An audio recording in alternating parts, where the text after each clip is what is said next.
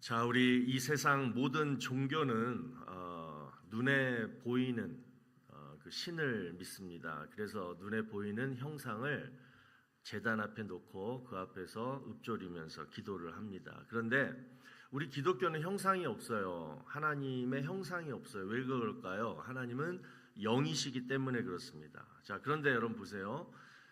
우리 눈으로 볼 수 있고 또 손으로 만질 수 있는 어떤 형체는 결국 뭐의 지배를 받냐면 시간과 공간의 지배를 받습니다.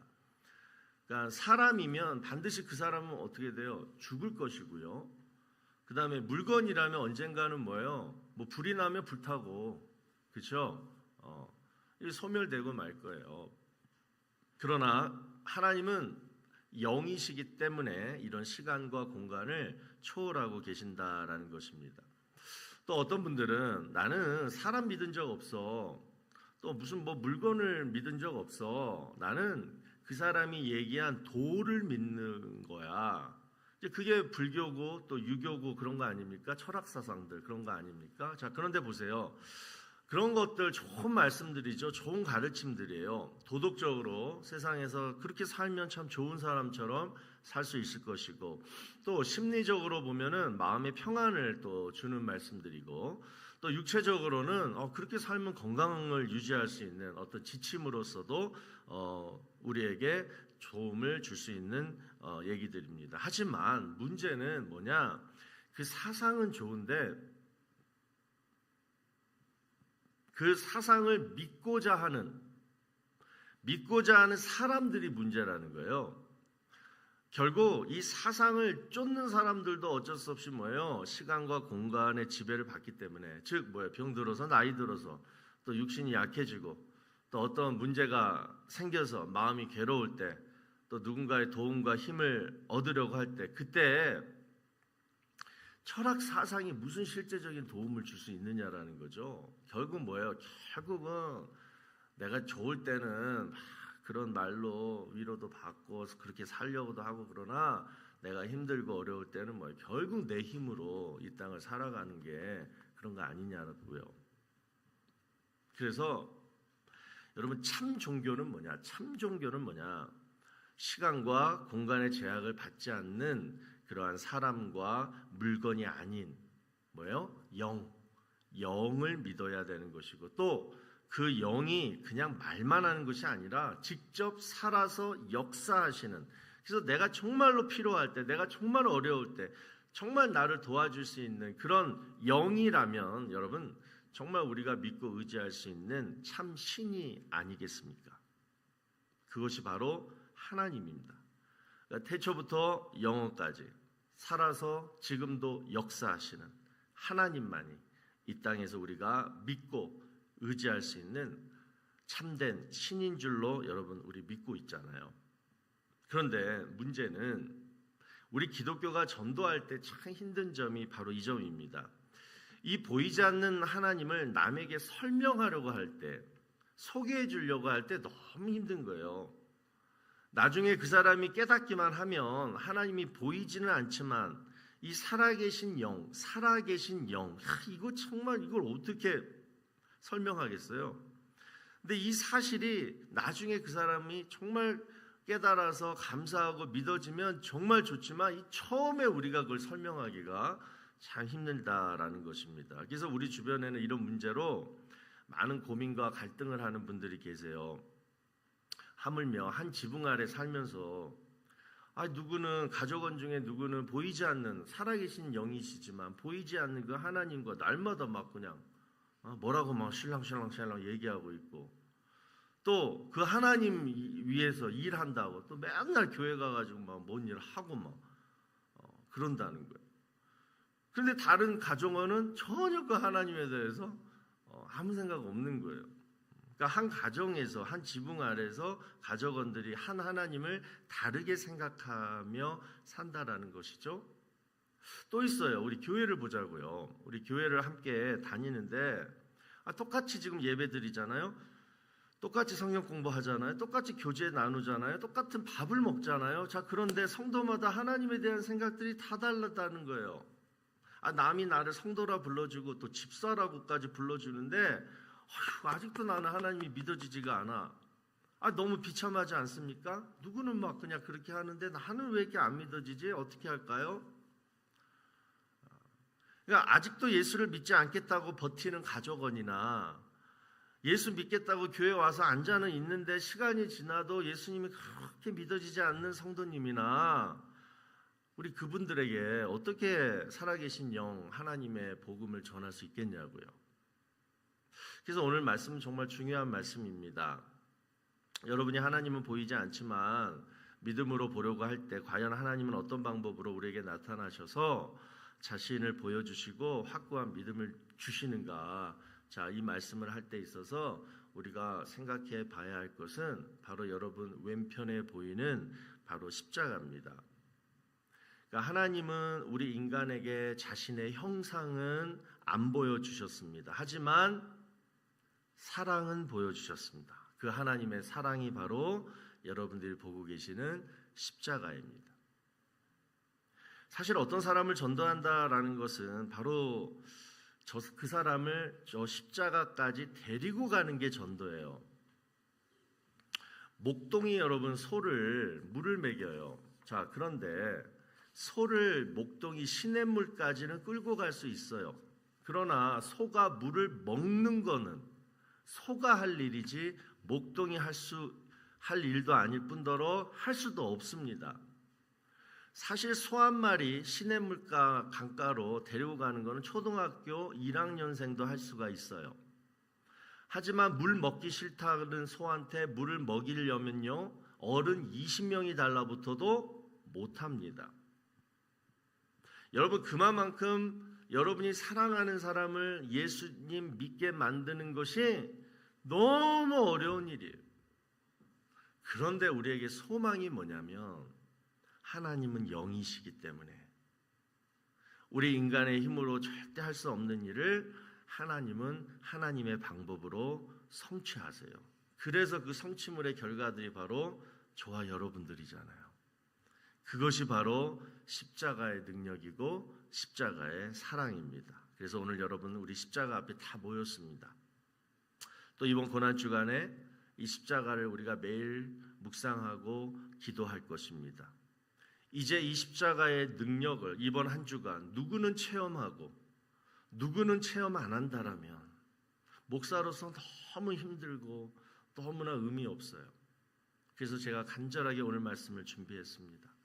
이번 고난주간엔 우리 온 성도들이 십자가를 통하여 하나님의 사랑을 알게 해달라고, 십자가의 능력 우리 온 성도들 다 체험하게 해달라고 간절한 기도로 오늘 말씀을 준비했습니다. 이번 한 주간 그동안 내가 십자가를 통하여 내가 정말 십자가가 내 인생에 무슨 의미인지, 우리 하나님의 사랑을 왜 십자가를 통해서 느끼라고 자꾸만 교회에서 윽박지르는지, 그런 것을 이번 한 주간 여러분들 각자가 꼭 은혜 가운데 체험하게 되기를 주의 이름으로 축원합니다. 바울은 오늘 본문을 쓰기 전에 참 힘든 일을 겪었어요. 목회자라면 참 목회 일을 그만두고 싶을 정도의 심한 좌절감을 겪었습니다. 그것은 바로 아덴에서의 일 때문이었어요. 여러분 아덴은 아시죠? 종교심이 굉장히 많이 있는 그 사람들이 살던 곳이었습니다. 그래서 이 종교심이라는 것은 뭐냐면, 종교심이 뭐예요? 뭔가를 이렇게 의지하고자 하는 마음이 강했다라는 거예요. 그래서 이 사람들은 헬라의 철학들, 우리가 잘 아는 스토아 학파랑 에피쿠로스 학파, 이 두 가지 학파가 있었거든요. 스토아 학파는 이성을 중시했고 에피쿠로스 학파는 금욕과 절제를 중요시했습니다. 그러니까 이런 사람들을 대상으로 지금 사도 바울이 가가지고 전도를 했다라는 거예요. 자, 여러분 먼저 이성을 중시하는 사람 만나보셨어요? 그리고 혹시 그 사람 전도해 보셨어요? 여러분 이성을 정말 중시하는 사람에게 복음을 전한다는 건요 정말 힘들어요. 그리고 성경책 한 권 가지고 가서는 안 돼요. 어떻게 하나님이 6일 만에 천지를 창조하셨는지 그것부터 시작해가지고 어떻게 아담이 죄졌다고 나까지 죄인이냐, 창세기를 못 넘어갑니다. 그리고 성경책 가지고는 안 된다니까. 인터넷 가지고 가지고 뭐 기타 등등 뭐 과학 뭐 이게 전도가 되겠냐고요. 또 금욕 절제 중요시하는 분, 뭐 도를 아십니까? 여러분 이런 사람들 많잖아요. 혼자 참선하고 막 구도하시는 분들 많아요. 자, 그분들께 예수님이 십자가에 달려 죽으심으로 하나님은 우리 죄를 다 용서하셨습니다. 자, 이 죄사함, 이 구원의 교리를 그분들이 받아들이는 거 여간 쉬운 일이 아닙니다. 왜냐? 그분들은 죄 문제는 내가 해결해야지 누가 남이 내 죄 문제를 해결해줘. 이건 말이 안 되는 거예요. 내가 금욕하고 절제해서 완전히 죄를 끊어버려야지, 또는 내가 아침마다 그냥 참선하고 돌을 닦아서 그 득도를 해야지 내가 다시는 죄 짓지 않지, 막 이렇게 퍼펙트하게 생각하는 삶을, 그렇게 생각하는 사람들한테 예수가 내 죄 문제를 해결해 줬다, 그러려면 예수 믿어라, 이게 이해가 안 되는 거예요. 그러니까 이런 사람들, 바울은 지금 이런 사람들 모아놓고 여러분 지금 복음을 전하고 있습니다. 결과는 어떻겠어요? 자, 사도행전 17장을 보니까 그들의 반응은 어땠냐면 냉담했습니다. 그리고 거부했어요. 그리고 사도 바울을 조롱했어요. 자, 그런 결과를 가져온 이유가 과연 무엇이었느냐? 바울은 오늘 본문 1절에서 이렇게 얘기해요. 그때 내가 뭐 어떻게 했냐면 말과 지혜의 아름다움으로 했다. 다시 말해서 그들을 모아놓고 그들을 설득시키려고 온갖 인간적인 지식, 지혜, 방법을 총동원했다. 그러나 결과는 참담했다. 그 기억만 남는 거예요. 그래서 그가 이제 고린도 교회 성도들한테 다시는 그런 전철을 밟지 않겠다 해가지고 4절 보시면 내 말과 내 전도함이 설득력 있는 지혜의 말로 하지 아니하고 다만 성령의 나타나심과 능력으로 하여, 이런 말을 하고 있는 거예요. 여러분 누구보다도 저와 여러분이 이 바울의 심정을 잘 알 거예요. 왜냐? 나도 그랬으니까. 나도 이성적으로 이해가 안 되면 나도 솔직히 못 믿었거든요. 그리고 내가 천국 가는데 내가 한 것이라고는 하나도 없는데 예수가 나 대신에 다 고난받고 뭐 어떻게 해가지고 내가 천국 가게 해줬다. 이것도 너무 쉽고 그냥 애들 장난 같거든요.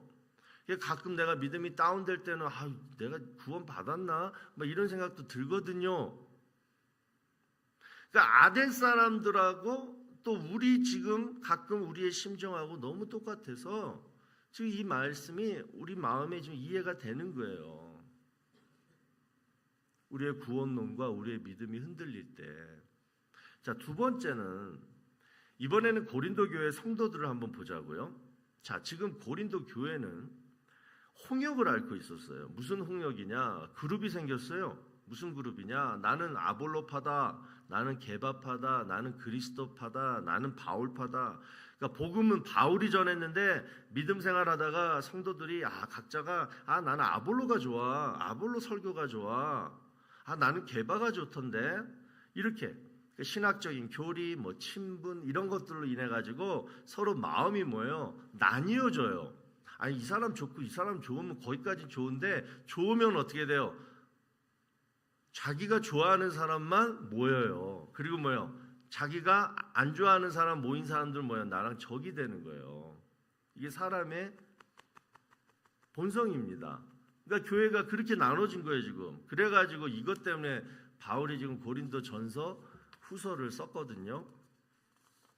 자, 그러면서 지금 바울은 이런 상황에 있는 고린도 교회한테 한 가지 결론을 내려요. 자, 그 말씀이 바로 2절 말씀이에요. 내가 너희 중에서 예수 그리스도와 그가 십자가에 못 박히신 것 외에는 아무것도 알지 아니하기로 작정하였습니다. 그러니까 지금 바울이 얘기하는 것은 뭐냐면, 지금 고린도 교회 문제가 바로 내가 아덴에서 실수했던 그 실패의 요인을 너희도 지금 범하고 있다. 그게 뭐예요?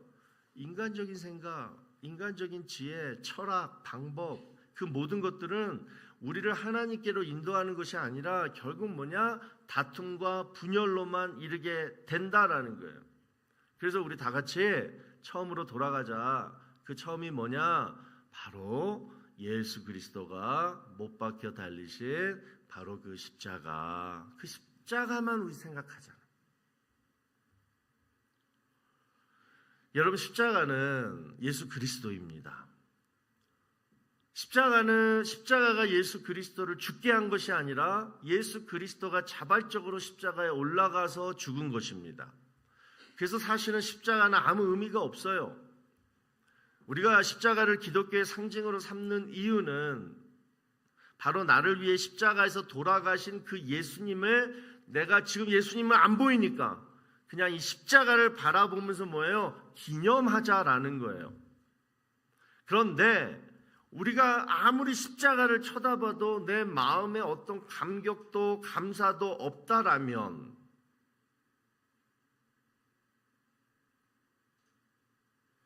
아직도 예수님의 죽음과 나와 아무 상관이 없다라는 것을 보여주는 거예요. 그러면 우리 어떻게 해야 할까요?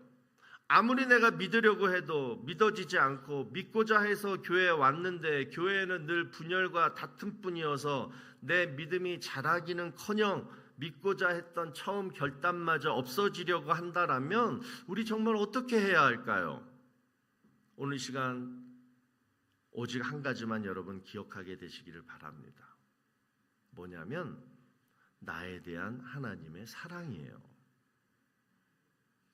21세기 최고의 부흥사다 불리우는 빌리 그레이엄 목사님 설교 여러분 들어보셨어요? 참 단순해요. 하나님은 사랑이시고 하나님은 당신을 사랑합니다예요. 단지 이 내용인데 어떻게 이 단순한 메시지에 수천 명이, 그것도 랭귀지가 다른 남미, 중미, 아시아, 러시아, 그 빌리 그레이엄 목사님 박물관 갔더니만 정말 그 사진들이 다 나와 있더라고요. 어떻게 그런 수천 명이 이 단순한 메시지, 하나님은 사랑이십니다, 하나님은 당신을 사랑하십니다 이러는데 어떻게 그 수천 명이 옆에서 트랜슬레이터가 이렇게 하는데도 불구하고 회개하는 역사가 일어나냐고요? 바로 여러분, 그건요 빌리 그레이엄 목사님의 특별한 뭐가 아니라 이건 원칙이에요. 하나님의 사랑을 얘기할 때 그곳에는 성령이 임합니다. 지금까지 하나님이 전도했던 모든 방법이 바로 그거예요. 하나님의 사랑을 얘기하는 곳에는 성령이 임해요. 베드로가 오순절날 하루에 3,000명을 회개시킵니다. 그 설교의 내용도 똑같아요. 바로 너희를 사랑해서 하나님이 예수를 보내주셨는데 너희가 그 예수를 십자가에 못 박혀 죽였다. 이 하나님의 사랑의 메시지를 전했을 때 뭐예요? 그곳에 성령의 역사가 일어나잖아요. 그러면서 3,000명이 회개하고 그리고 세례받고, 그리고 어떻게 됐나요? 사도행전 2장 42절 보면 그들이 사도의 가르침을 받아 서로 교제하고 떡을 떼며 오로지 기도하기를 힘쓰니라 사람 간의 분열과 다툼도 끝나게 되는 거예요. 여러분, 우리는 교회 와서 목사의 성경 가르침을 받고 성도끼리 서로 교제하고 그리고 내가 스스로 열심히 기도하면 하나님을 믿게 될 수 있다라고 생각합니다. 그래서 교회를 와요. 그러나 여러분, 초대교회는 달라요. 이 땅에 처음 세워진 교회는 그 반대였어요. 어떻게 했냐? 성령이 먼저 베드로의 입술을 통하여 뭘 깨닫게 하냐면 하나님은 사랑이시라, 하나님은 당신을 사랑합니다, 하나님의 사랑을 깨닫게 해줬어요. 그건 성령의 역사예요. 그러자 자신의 손으로 예수님을 못 박여서 죽였던 그 사람들이 뭐예요? 회개합니다. 회개의 역사가 각 개인에게 막 나타나요. 그리고 마침내 그들이 주님의 몸된 교회를 만듭니다. 이룹니다. 그리고 뭐예요? 서로 그 안에서 자라나요. 그러니까 교회가 믿게 한 것이 아니라 믿는 각자가 모여서 교회를 이룬 거예요. 그리고 그 속에서 신앙이 무럭무럭 자라난 거예요. 여러분, 교회는요 믿는 사람들의 모임입니다.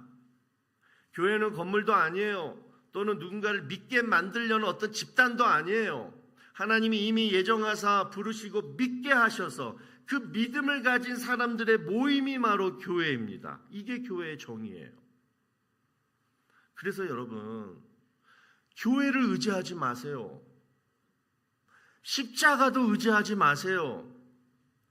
우리가 의지하고 우리가 바라야 될 건 뭐냐면 성령이 나를 통하여 하나님이 나를 사랑하신다, 이것만 느끼면 끝나는 거예요. 이성이고 금욕이고 다 필요 없어요. 율법도 다 폐해지는 거예요. 하나님이 나를 사랑하신다. 그걸 뭘 통해서? 성령을 통해서 내가 믿어지면 내가 교회가 되는 거예요. 그러면 여러분 교회에 불만도 없어지고 분열도 없어지고 교회를 의지하고 교회가 잘 돼야지 내가 믿어진다. 이런 사람들이 교회 때문에 맨날 시험 들고 그리고 이단에 빠지고 아니면 교회 안 나오는 거예요. 내가 교회다. 다 따라해보세요. 내가 교회다. 하나님의 사랑만 깨달으면 내가 교회 되는 거예요.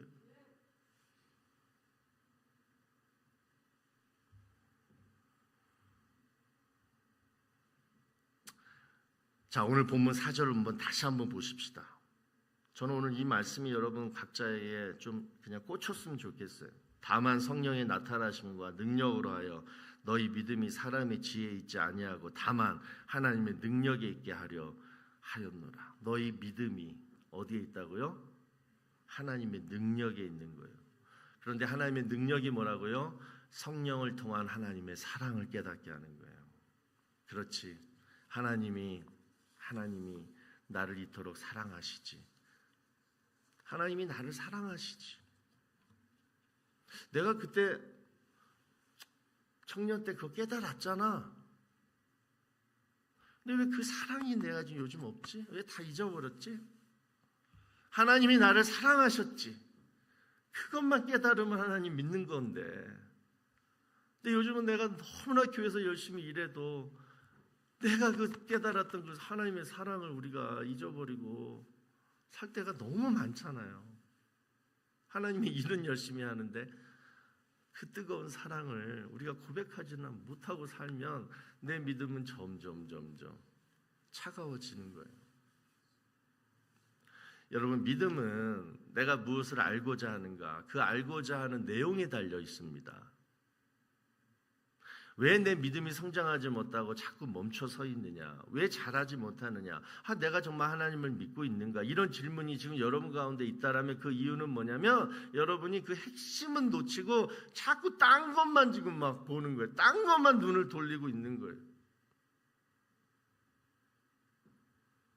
우리가 생각할 포커스는 딱 하나예요. 십자가. 십자가에 달리신 예수 그리스도. 왜 예수 그리스도가 저 십자가에 달려 계신가?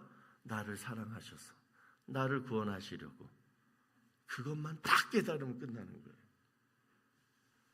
여러분, 성경을요, 그 밖에 성경 다 알려고, 다 믿으려고, 그래야지 뭐 어떤 게 뭐 내 안에 그냥 폭포수처럼 임하고, 그래야 십자가의 능력이 임하고.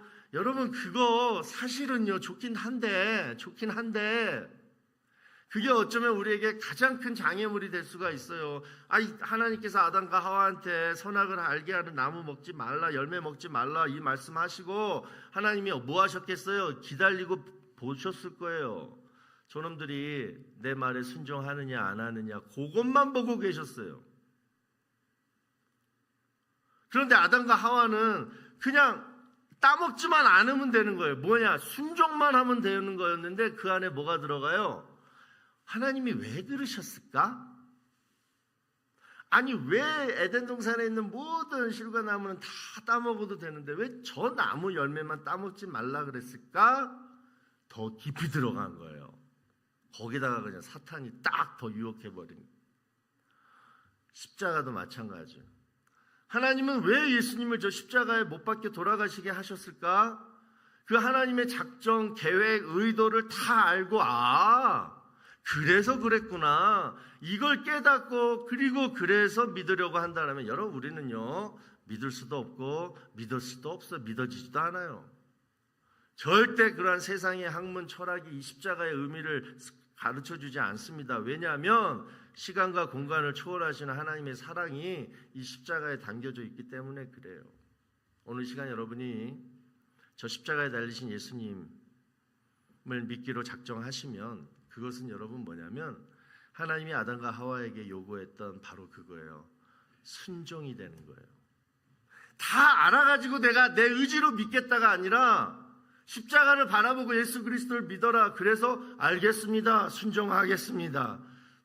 그러면 성경 다 몰라도 그 다음에 어떤 신학 다 몰라도 오직 순종 하나로 우리는 구원을 받을 수 있다라는 거예요.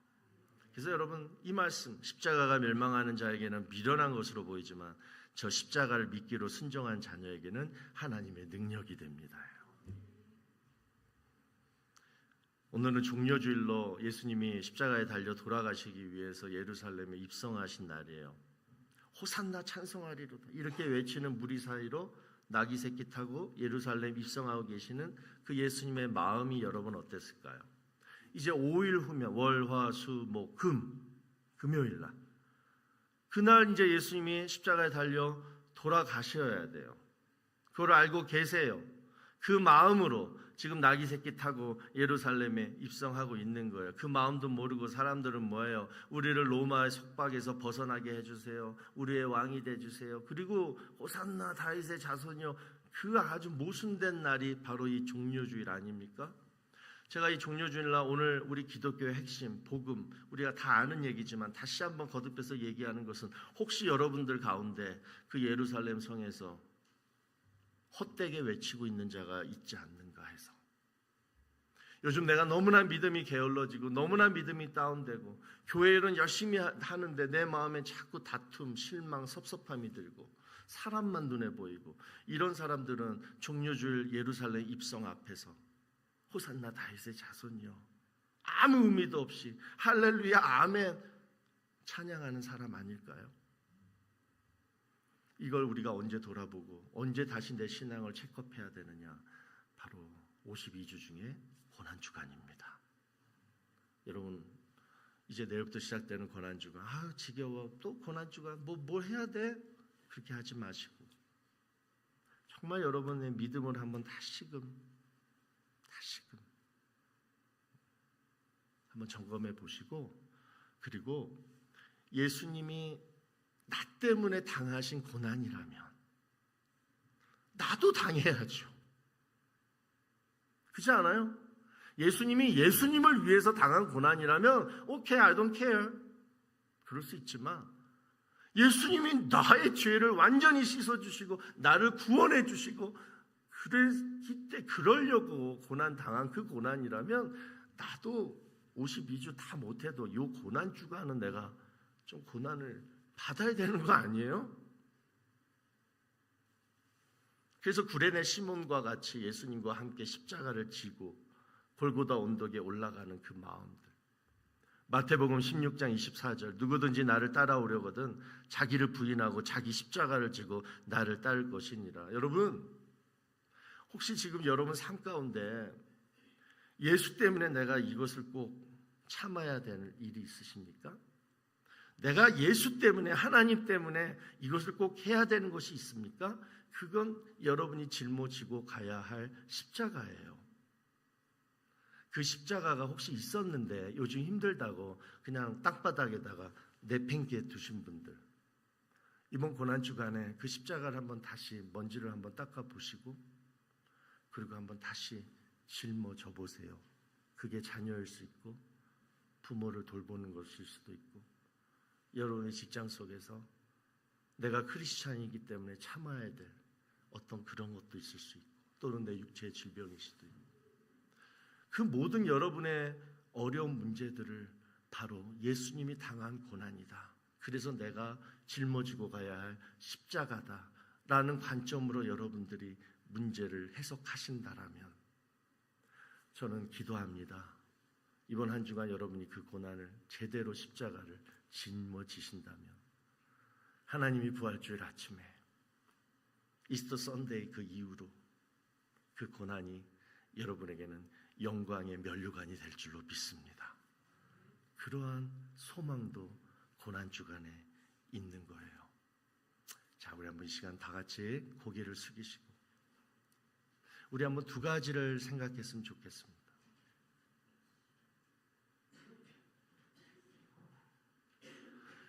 하나님이 나를 사랑하신다. 그 첫사랑을 내가 언제 잃어버렸지? 이 시간 한번 여러분 곰곰이 생각해 보시고, 두 번째는